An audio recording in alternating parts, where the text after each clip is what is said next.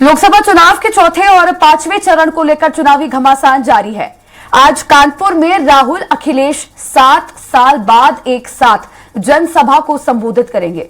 कानपुर के पहले कांग्रेस नेता राहुल गांधी और सपा सुप्रीमो अखिलेश यादव कन्नौज में रैली करेंगे। कन्नौज से अखिलेश यादव खुद सपा प्रत्याशी हैं।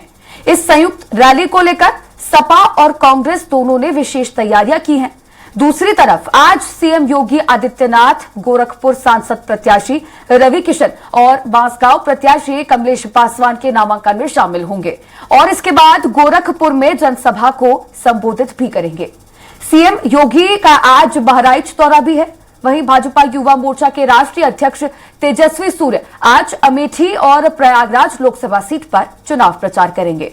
इसके अलावा आकाश आनंद को पार्टी के अहम पदों से हटाने के बाद मायावती ने भी मोर्चा संभाल लिया है। मायावती भी आज कानपुर दौरे पर रहने वाली हैं। अब इसी पर और भी ज्यादा चर्चा करेंगे। हमारे साथ लाइव जुड़ गए हैं संवाददाता घनश्याम लखनऊ से और संवाददाता नीरज तिवारी कानपुर से। घनश्याम, सबसे पहले आप ही का रुख करना चाहूंगी। जिस तरह से देख रहे हैं कि मुकाबला उत्तर प्रदेश में कितना ज्यादा रोचक होता जा रहा है, सुर्खियां बटोरी है कई सीटें और मुकाबला त्रिकोणीय है क्योंकि बसपा, सपा, कांग्रेस का गठबंधन और बीजेपी लगातार अपनी पार्टी को मजबूती देते नजर आ रहे हैं। यहां से नेता, दिग्गज प्रत्याशी और एडी चोटी का जोर लगा रहे हैं चौथे चरण के चुनाव के लिए।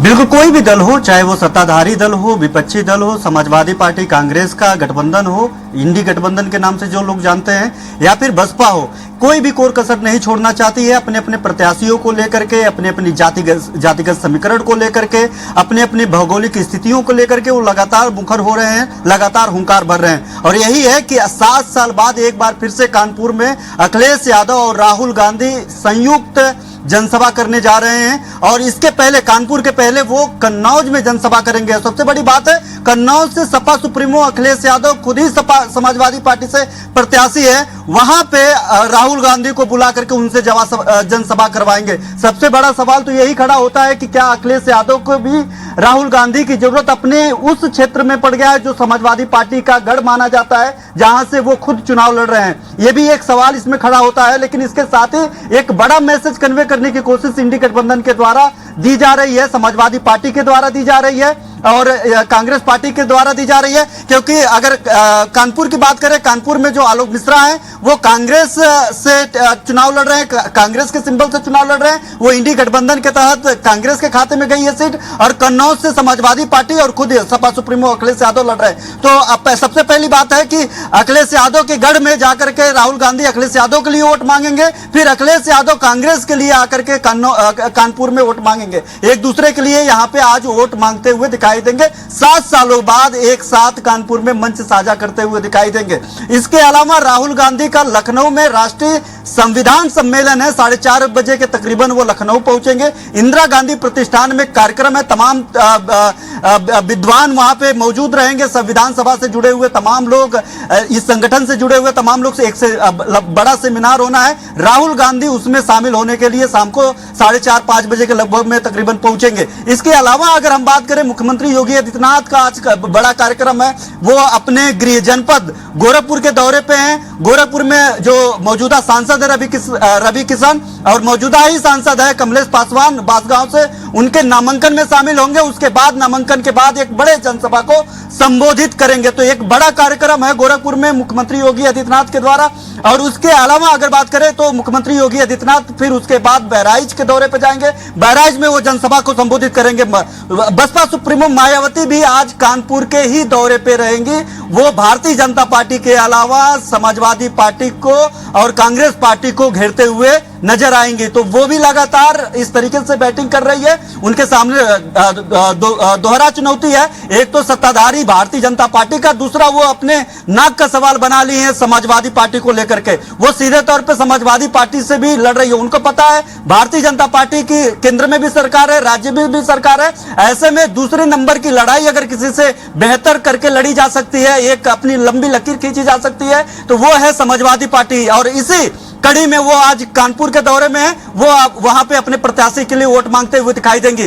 और दूसरी सबसे बड़ी खबर है कि पुष्कर सिंह धामी उत्तराखंड के मुख्यमंत्री भी आज उत्तर प्रदेश के दौरे में है। 3 जिलों का दौरा है, श्रावस्ती, सीतापुर, गाजीपुर। गाजीपुर में भारतीय जनता पार्टी के प्रत्याशी है, उनके लिए वो उनका आज नामांकन है, उनके नामांकन में वो शामिल होंगे। उसके बाद सीतापुर में भी जनसभा को संबोधित करेंगे, श्रावस्ती में भी जनसभा को संबोधित करेंगे। तो आज दिन भर की अगर बात करें तो चौथे और 5वें चरण को लेकर के जो तैयारियां हैं, उस तैयारियों में जो हुंकार भरना है, जो अपने पाले में वोटरों को लाना है, उसको लेकर के सभी राजनीतिक दल पूरी तरीके से सक्रिय हो गए हैं। तिशा जी।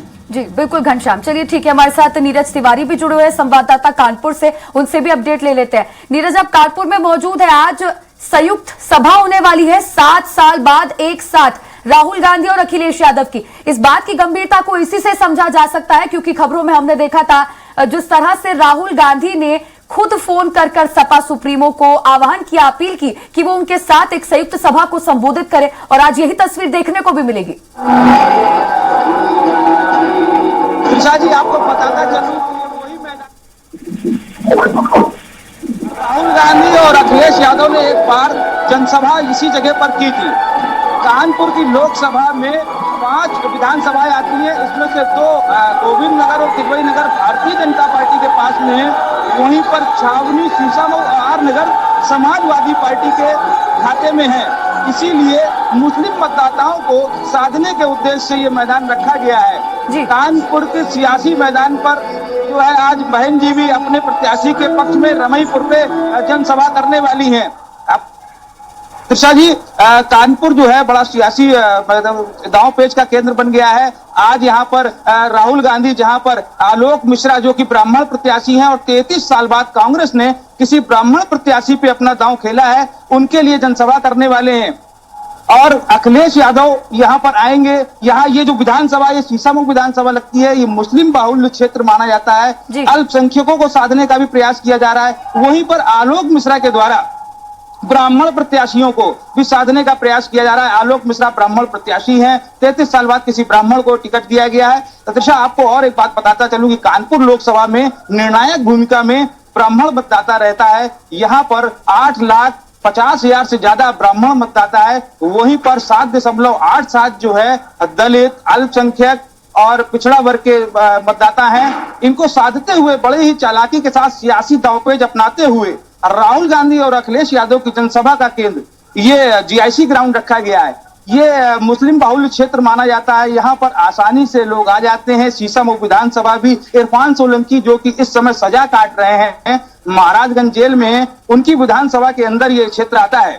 त्रिशा जी बिल्कुल नीरज, मैं देख सकती हूँ जहां पर आप मौजूद हैं, यहाँ पर एक बड़ा मंच बनाया गया है और पीछे बैठने के लिए कई कुर्सियां भी लगाई हैं, यानी कि एक बड़ा कार्यक्रम होने जा रहा है संयुक्त सभा के लिए। तो इसके लिए क्या तैयारियां की गई है, क्या व्यवस्था है सुरक्षा को लेकर? खासकर सुरक्षा के इंतजाम पूरी तरीके से पुख्ता कर दिए गए हैं। यहाँ पर बाहर 3 गेट बनाए गए हैं। आपको दिखाता चलूं कि एक गेट की फ्रंट एंट्री इधर से है, वहां पर रूट डायवर्जन भी किया गया है। पहले से ही जनता को चेता दिया गया है कि चुन्नीगंज से आने वाले रास्ते को डाइवर्ट कर दिया गया है। वहीं पर इधर जो फूलबाग और माल रोड से परेड का रास्ता से बंद कर दिया गया है। सुरक्षा के लिए सीआरपीएफ ने पूरी तरीके से अपने हाथ में पूरे मंच को ले लिया है।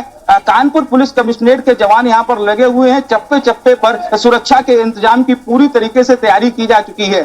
ये देखिए आप, जो है रेलिंग लगी हुई है, बैठने के लिए बैरिकेड्स बने हुए हैं कि जहां पर जनता आराम से बैठेगी।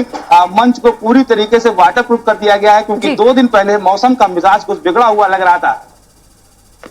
जी बिल्कुल नीरज, चलिए ठीक है। घनश्याम, वापस आपके पास लौटना चाहूंगी मैं। जिस तरह से अभी आप बता रहे थे कि भारतीय जनता पार्टी पूरा दमखम लगाती नजर आ रही है, आज बहराइच में मुख्यमंत्री योगी आदित्यनाथ पहुंचेंगे और मुख्यमंत्री पुष्कर सिंह धामी भी आज 3 जिलों का दौरा करने वाले हैं। तो यानी कि भारतीय जनता पार्टी कोई कोर कसर छोड़ना चाह नहीं रही है, और छोड़े भी क्यों, क्योंकि इस बार जिस तरह से मेहनत कर रही है उन सीटों पर भी फोकस बनाने की कोशिश कर रही है जिस पर स्थिति बीजेपी की कमजोर थी। और चौथे और 5वें चरण का चुनाव है, ऐसे में ये दोनों चरण निर्णायक भूमिका निभाएंगे उत्तर प्रदेश की सियासत और राजनीति में। बिल्कुल निश्चित तौर पे, और इसी के साथ उत्तर प्रदेश के साथ जिस दल के पास सबसे ज्यादा सीटें होंगी वो जाहिर बात है कि केंद्र की सत्ता को पाने के लिए वो सबसे मुफीद पार्टी होगी। यानी उत्तर प्रदेश के जरिए ही केंद्र का जो है कुर्सी हासिल किया जा सकता है। तो ऐसे में ये जो चौथा और पांचवें चरण का जिक्र आपने किया उसको लेकर के भारतीय जनता पार्टी तो बेहद संजीदा है। यही कारण है कि कल जेपी नड्डा, राष्ट्रीय अध्यक्ष भारतीय जनता पार्टी, वो खुद उत्तर प्रदेश के दौरे पे रहे, सब क्लस्टरों के साथ। जो पांचवा चरण होने जा रहा है, चौथा चरण तो कल प्रचार थम जाएगा, पांचवा चरण जो होने जा रहा है उस पांचवें चरण को लेकर के सबसे पहले क्लस्टरों से बात किया, उनसे समझा, एक एक स्टेटस रिपोर्ट लिया। उसके बाद इस क्षेत्र में आने वाले जितने भी जनप्रतिनिधि थे भारतीय जनता पार्टी के, चाहे वो विधायक थे, चाहे एमएलसी थे, या चाहे मंत्री थे जिनको जिम्मेदारियां दी गई थी, उनको 1 to 1 उन्होंने बात किया। तकरीबन 45 मिनट से ज्यादा, तकरीबन 1 घंटे कल शाम को इन सभी मंत्रियों के साथ बैठक की, विधायकों के साथ बैठक की, एमएलसी के साथ बैठक की, और हर सीट का लेखा जोखा लिया और जरूरी दिशा निर्देश दिए कि किस तरीके से अब भारतीय जनता पार्टी के एजेंडे को लेकर के लोगों के बीच में जाना है। और उसके अलावा अगर बात करें कि जिन चरणों में, 3 चरणों में तमाम ऐसे राज्य हैं जहां पे चुनाव खत्म हो चुके हैं, एक ही 2 चरण में वहां पे थे, उत्तराखंड जैसे तरीके राज्य की बात अगर हम करें, तो वहां के जो बड़े नेता हैं, यहां तक कि मुख्यमंत्री, उनको उत्तर प्रदेश में उतार दिया गया है। आप लोगों ने देखा कि पहले 2-3 चरणों में पूरी तरीके से मध्य प्रदेश के सीएम डॉक्टर मोहन यादव को पूरी तरीके से उत्तर प्रदेश में उतार दिया गया था। उन्होंने लगभग दर्जनों कार्यक्रम उत्तर प्रदेश में किए होंगे, और खासतौर पे यादव बाहुल्य क्षेत्र है, तो हर एक समीकरण को साधने के लिए काम कर रही है। अब सोचिए अमेठी में आज जो है प्रियंका गांधी उतरेंगे, और अमेठी में तेजस्वी सूर्या जो है वो आज युवाओं को जोड़ने के लिए युवा सम्मेलन में भाग लेंगे। वो भी एक भी कोर कसर छोड़ने की स्थिति में नहीं है। और वहां पे उसके अलावा तेजस्वी सूर्या प्रयागराज में भी जाएंगे, जहां पे तमाम नुक्कड़ सभाओं को संबोधित करेंगे। लेकिन अब देखिए कि कोई भी कोर कसर ना ही समाजवादी पार्टी छोड़ना चाहती, कांग्रेस पार्टी छोड़ना चाहती है, ना ही सत्ताधारी दल भारतीय जनता पार्टी छोड़ना चाहती है। मायावती तो बड़ा साफगोई से सोशल इंजीनियरिंग के जरिए और इस बार जो है बहुत अलग तरीके से चुनाव लड़ते हुए दिखाई दे रही है। हालांकि जो राजनीतिक पंडित की बात करें तो उनका कहना है कि जो बेहद स्लो, हाथी की चाल बेहद स्लो चल रही है, लेकिन इसके इतर जो मायावती के वोटर होते हैं, अभी तक का ये इतिहास बताता है कि उसके वोटर पटल पे नहीं होते हैं, सार्वजनिक पटल पे नहीं होते हैं, बहुत ही गुप्त होते हैं, साइलेंट वोटर कह सकते हैं। तो उनके जो वोटर्स हैं वो समाजवादी पार्टी और या कह सकते हैं सीधे तौर पे इंडी गठबंधन और भारतीय जनता पार्टी के लिए बड़ा जो मुश्किल खड़ा करते हुए दिखाई दे रही है। हालांकि समाजवादी पार्टी से ज्यादा जो मुसलमानों को टिकट जो मायावती ने दिया है, समाजवादी पार्टी के इतर अगर उन्होंने 5 लोगों को यादव दिया है, तो इन्होंने भी 2-3 सीटें जो है यादव समाज से दिया है, जबकि समाजवादी पार्टी ने अपने परिवार के इतर एक भी यादव को टिकट नहीं दिया। तो सारे समीकरण जो है बीएसपी ने भी साथ के रखे हैं, और सभी दल के लिए उत्तर प्रदेश बेहद महत्वपूर्ण है, और सबकी नजर उत्तर प्रदेश को लेकर के है। यही कारण है कि खुद मुख्यमंत्री योगी आदित्यनाथ अगर बात करें, 125 से ज्यादा रैली, जनसभा, रोड शो अभी तक कर चुके हैं महज 35-40 दिनों के अंदर, 35 दिनों के अंदर। तो ये आप समझ सकती हैं कि पूरी तरीके से किस तरीके से सक्रियता सभी राजनीतिक दलों ने उत्तर प्रदेश में बना के रखी है। ये वो केंद्र बिंदु है उत्तर प्रदेश राजनीति का कि यहां से सबसे ज्यादा प्रधानमंत्री इस देश को दिया है। और जिन लोगों ने उत्तर प्रदेश में अगर तो कुल मिलाकर कहा जा सकता है कि मुकाबला कांटे का होगा, त्रिकोणीय मुकाबला जो होने वाला अब चौथे और पांचवें चरण में, क्या कुछ समीकरण देखने को मिलते हैं, ये देखने वाली बात होगी। नीरज और घनश्याम, आप दोनों का जुड़ने के लिए शुक्रिया।